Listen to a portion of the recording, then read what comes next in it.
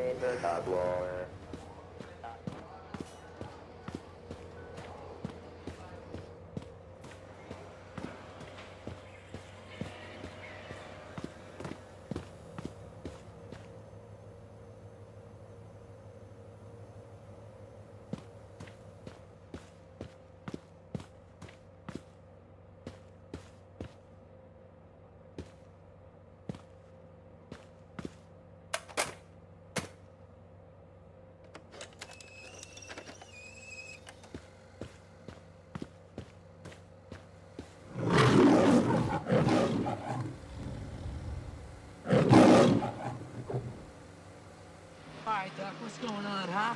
Where are we? When are we? We're descending toward Hill Valley, California at 4:29 p.m. on Wednesday, October 21st, 2015. 2015? You mean we're in the future? And this is the year 2015? October 21st, 2015.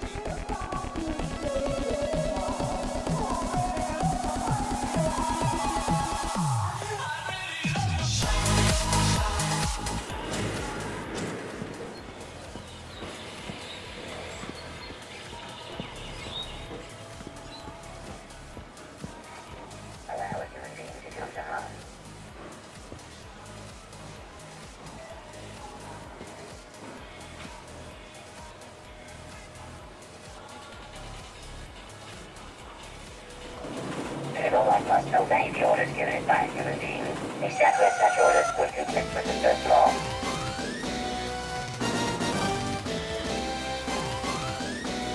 The robot may not disturb a human being, or, through inaction, allow a human being to come to harm.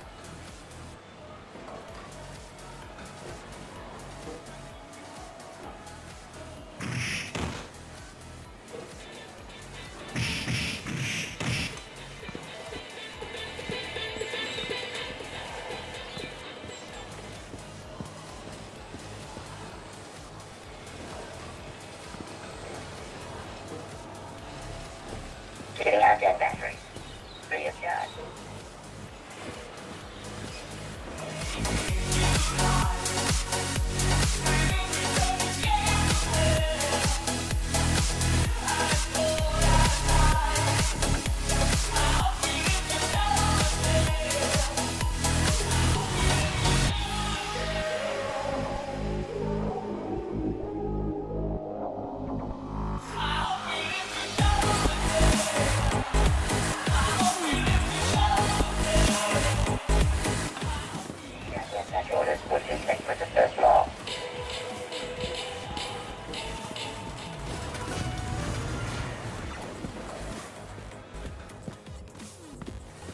City officials today announced that video games no longer will be licensed in residential areas, only in commercial and industrial neighborhoods.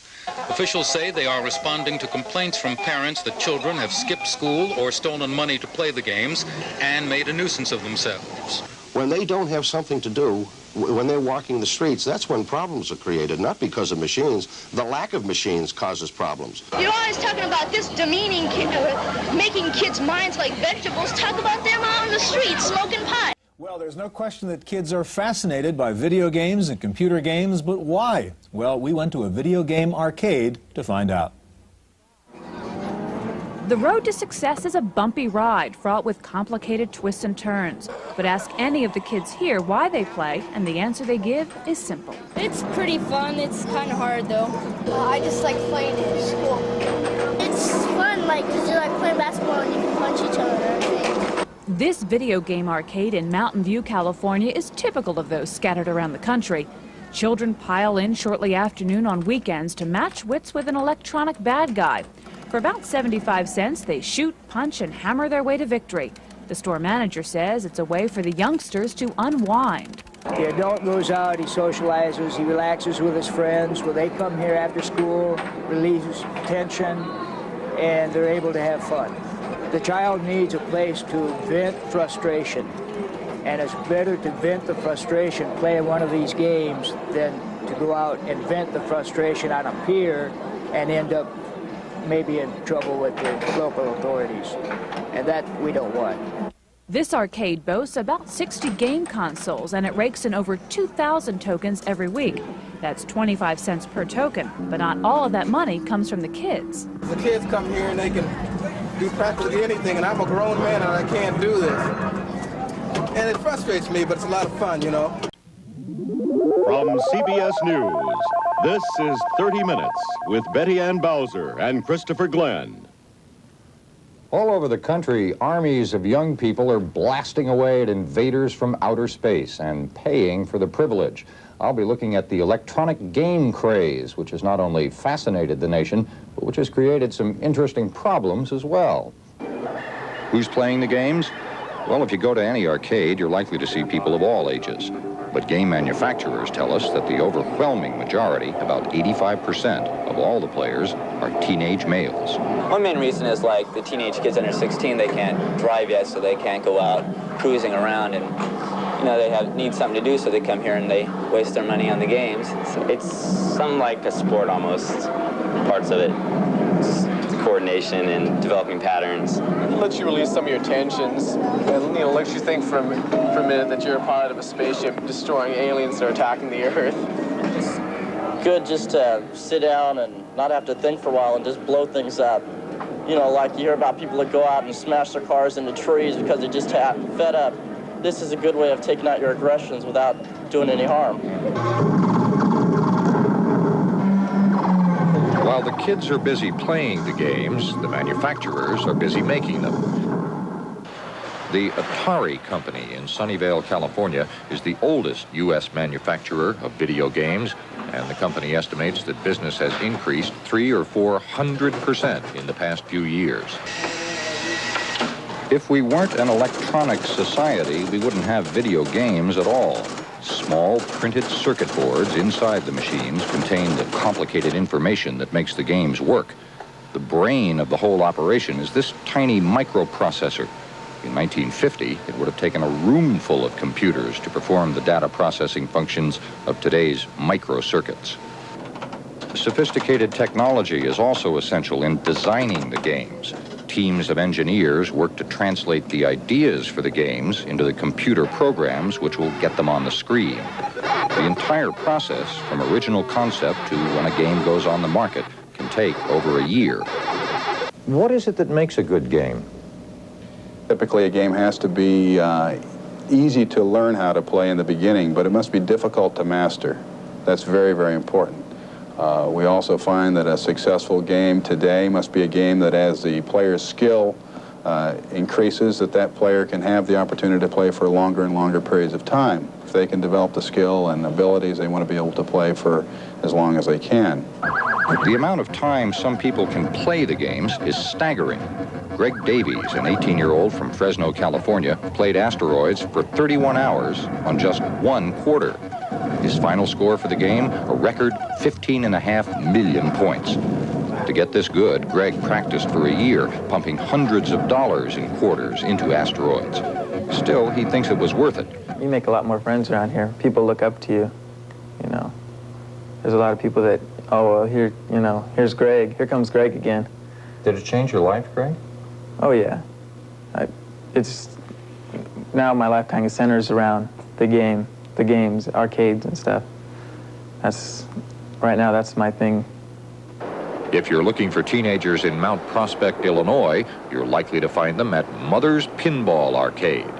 With its low-level lighting and constant rock music, Mother's has become a kind of hangout for the local youth.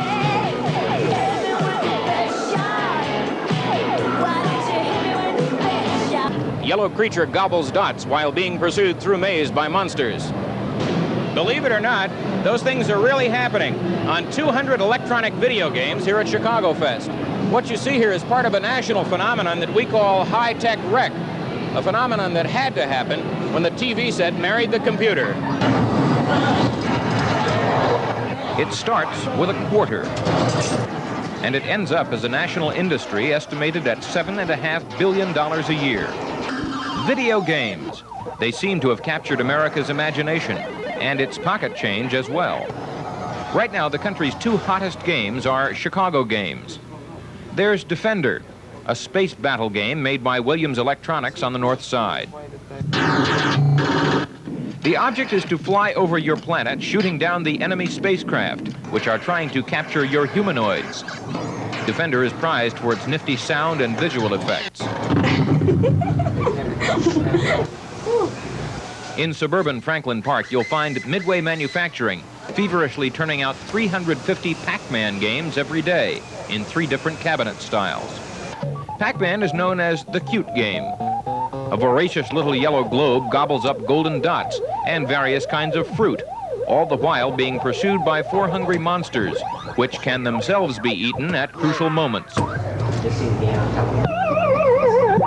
Both Defender and Pac-Man are wildly successful. They're diving at you, they're bombing you, and here you are, one guy fighting off the whole universe of aliens, and you do get a certain amount of thrill and excitement and a feeling of, boy, when you conquer this game, you really come away satisfied. We're only limited on video games by the video game designers and engineers' imaginations. Anything they can come up with, we can put on that TV set. The big explosion in coin-operated video games began in 1979 with Space Invaders. It, like Pac-Man, was designed in Japan, where both games became national crazes. Williams Electronics projects $200 million in revenues this year. Midway expects to do at least that well. Both companies are riding the crest of the video wave that this year will see Americans drop 300 billion quarters into the machines. Tomorrow night, on part 2 of High Tech Rec, we will meet a teenage video game wizard. We'll also talk to some psychologists about the possible side effects of playing these games, and we'll meet the Chicago alderman who wants to ban video games for everybody under the age of 18. From Navy Pier, Barry Burnson, News Center 5. George Macy is an average teenager who spends a lot of time here at Mother's, but not much money. He is so skillful at playing the game Defender that he can make a single quarter last for an hour or more by earning additional plays or attack waves. One day last month, at age 14, George racked up 1,774,125 points. No one else has ever come close, at least in the known universe. Well, when you're playing the game, you always get the green men down at the bottom so that they don't pick up your men and turn into mutants, because when that happens, you can give up the game, because when you lose your world, there's no way of getting out of it. The planet can blow up. Yeah, the planet can blow up and you go into space. These videos a lot more, probably the funnest thing is designing one. That's what I like to do the most. There are those who say the impact of video games isn't all good. Dr. Sherry Turkle, a sociologist at MIT, says these games emphasize power, aggression, macho, and manipulation. We talked about that with 2 Chicago psychologists. Well, besides the feeling of competence, I think there's also an added benefit of exposure to the video screen and getting prepared for the advent of the computer age. Chicago Alderman Patrick Hewells believes that where there are video games, there could be trouble. In the residential areas of his Bridgeport ward, Hewells says some small unlicensed arcades have become storefront hangouts, breeding gangs and drug traffic. Hewells wants to ban the games in Chicago for people under age 18. They're too close to the school, they're too close to the church, or they're in the middle residential zone, and the kids congregating, people, they're blocking the sidewalk and just hanging around. We have fine parks throughout our city, We have the Valentine's Boys Club. There's other forms of recreation that the kids can get involved in. Talk to the hand. The Hewell's game ban ordinance will probably come up before the City Council next month. And next year, the U.S. Supreme Court will decide whether such age restrictions are constitutional, a decision that's vitally important to the entire coin-operated industry and pack maniacs and everybody else. Part 3 tomorrow. You got it. All right. Good place, a long time for a quarter.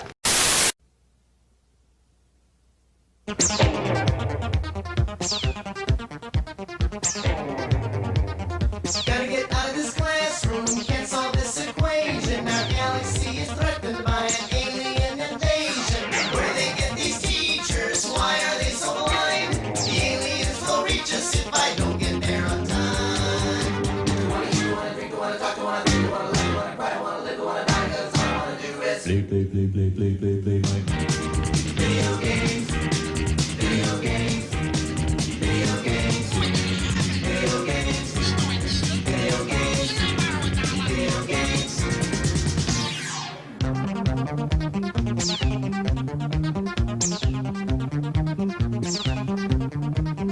Only I can save us from this dreadful fate. School is finally over, I hope I'm not too late. But before I use my hyperspace distorter, do you think that you could lend me one more quarter? I wanna eat, I wanna drink, I wanna talk, I wanna think, I wanna laugh, I wanna cry, I wanna live, I wanna die, 'cause all I wanna do is play, play, play, play, play, play, play my video games, video games, video games, video games, video games, video games. But ask any of the kids here why they play, and the answer they give is simple. It's pretty fun. It's kind of hard, though.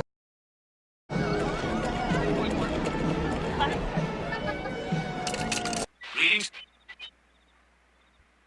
Greetings, Starfighter.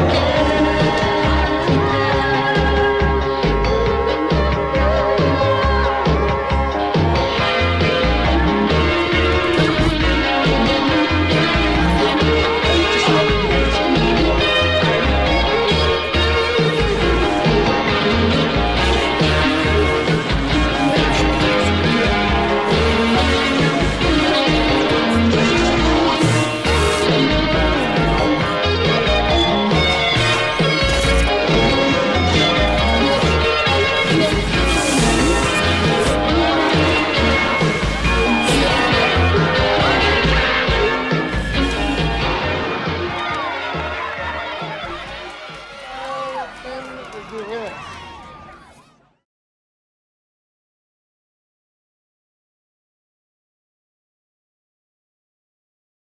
Hey, bro, I'm gonna get some quarters. I'll be back, all right? Cool.